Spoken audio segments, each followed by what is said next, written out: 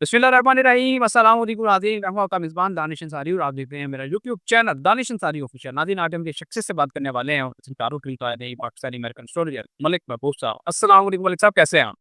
वालेकुम अस्सलाम, अल्लाह का करम है। आप बताएँ दानिश भाई कैसे हैं आप? अल्हम्दुलिल्लाह मलिक साहब, मैं भी ठीक हूँ। मलिक साहब, आज प्रोग्राम का आगाज़ जो है वो बड़ी अफ़सोसनाक खबर से करना पड़ रहा है, लेकिन वो खबर शेयर करने से पहले मैं एक पाकिस्तानी साबिक मंदूब हैं अक़वाम मुत्तहिदा के मुनीर अकरम, उन्होंने एक खबर बताई है। उन्होंने कहा है कि भारत अपनी साख बचाने के लिए पाकिस्तान को निशाना बनाने की कोशिश कर रहा है।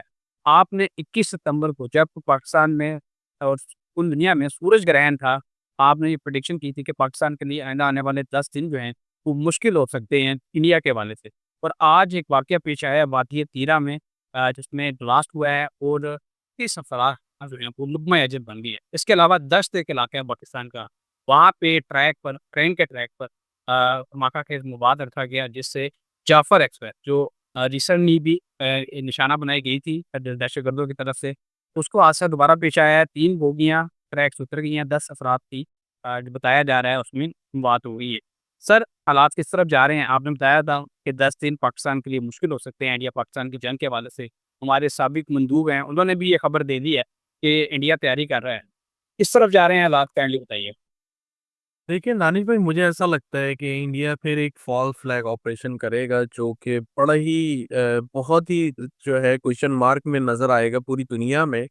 और पूरी दुनिया जो है उसकी खिलाफ जो है मज़म्मत करेगी। तो मुझे ऐसा लग रहा है कि ये वापस से ही हिस्ट्री रिपीट होगी और इसी बहाने ये फिर पाकिस्तान में, क्योंकि इनके जो प्लान्स थे वो फेल हो चुके हैं। प्रॉक्सी वार्स नॉर्मली ये डिस्टर्बेंस लाती है और अभी भी ला रही है, लेकिन ये चीज़ें अभी चलेंगी।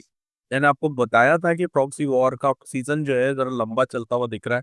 इसके अलावा मैं बार-बार एक ही बात कर रहा हूँ कि अल्लाह रहम करे, बीमारियाँ ना फैलें, क्योंकि बीमारियों की जो न्यूज़ है या तो वो न्यूज़ में नहीं आ रही या फिर मेरी प्रेडिक्शन गलत है, दोनों में से एक है।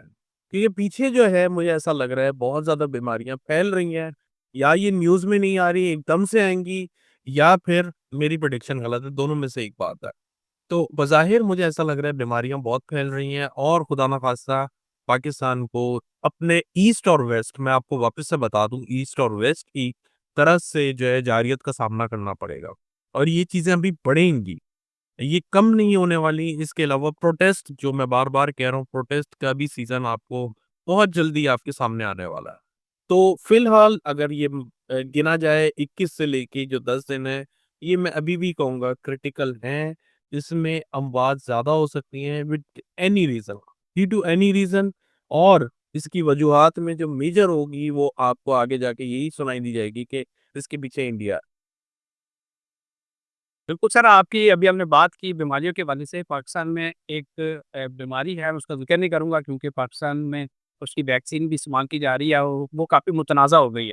सोशल मीडिया पे उसपे ज़िक्र किया जा रहा है कि ये वैक्सीन लगा के ख़वातीन को, बच्चों को बांझ बनाया। हकीकत क्या है वो अल्लाह बेहतर जानता है, लेकिन क्योंकि अभी ये गवर्नमेंट की तरफ से इस पे पाबंदी है, इस वैक्सीन के हवाले से बात करने पे तो हम ज़िक्र नहीं करेंगे, लेकिन ज़ाहिर है कोई बीमारी फैलती है तभी वैक्सीन लगाई जाती है। इसके अलावा सर मैं आपसे ये पूछना चाहूँगा कि इंडिया और पाकिस्तान के दरमियान जो ये मामलात हैं, जो पाकिस्तान में प्रॉक्सी सरगर्म हो गई हैं अचानक, एपीएस के बाद आज वो दिन है जब सबसे बड़े 2 वाक़या पेश आए हैं पाकिस्तान में और इतनी ज़्यादा तादाद में बात हुई है। सर, आप क्या देखते हैं कि आइंदा आने वाले दिनों में वो कौन से ऐसे इलाके पाकिस्तान में जो मुतासिर हो सकते हैं? अब फिलहाल तो बलूचिस्तान और खैबर पख्तूनख्वा के इलाके इसकी ज़द में है। क्या पंजाब भी आइंदा आने वाले दिनों में इससे मुतासिर हो सकता है? अल्लाह करे ना हो, लेकिन मुझे बज़ाहिर लग रहा है ईस्ट में पंजाब आता है और पंजाब होगा।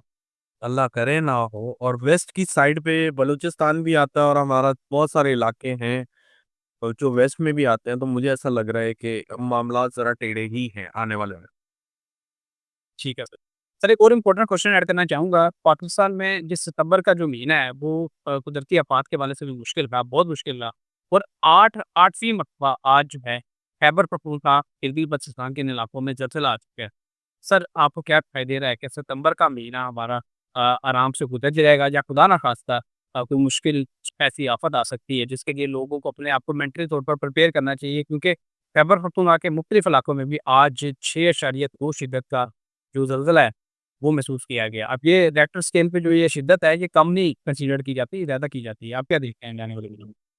دیکھیں میں نے آپ کو کل بتایا تھا کہ ارتھ کا ایلیمنٹ، فائر ایلیمنٹ اور ایک ہوتا ہے ایئر ایلیمنٹ، یہ تینوں ابھی ایکٹیو ہیں.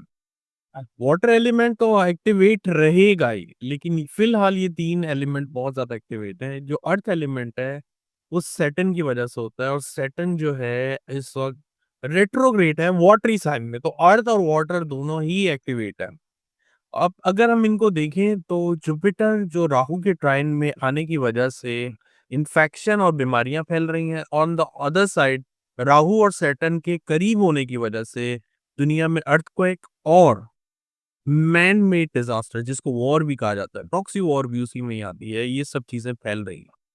تو انفارچونیٹلی سپٹمبر میں، اکتوبر میں یہ چیزیں چلتی رہیں گی. اگلے 10 دن کی بات کروں تو تب بھی یہ مجھے نظر آتا ہے، اگلے 40 دن کی بات کروں تب بھی مجھے یہ نظر آتا ہے. تو اللہ کرے ہم آسانی سے اس ٹائم سے گزر جائیں، انشاءاللہ گزر بھی جائیں گے. لیکن جو امپورٹنٹ بات وہ یہ ہے کہ آپ محتاط رہیں، کسی بھی چیز کو لائٹ نہ لیں. اگر آپ کے ایریا میں، آپ کے شہر میں کوئی ایسی وارننگ ہے یا کوئی آپ کو کہیں سے ہنٹ مل رہی ہے تو اس کے اوپر آپ بہت زیادہ نظر ثانی کریں، لائٹلی نہ لیں. ٹھیک ہے سر. ایک اور مملک صاحب بڑی ہی اچھی خبر میرے پاس موجود ہے. آپ نے کہا تھا کہ ستمبر کا مہینہ جو ہے وہ ہمارے بڑے پیارے ملک ہمارے قبلہ اول فلسطین کے لیے جو ہے وہ بڑا اچھا ہوگا.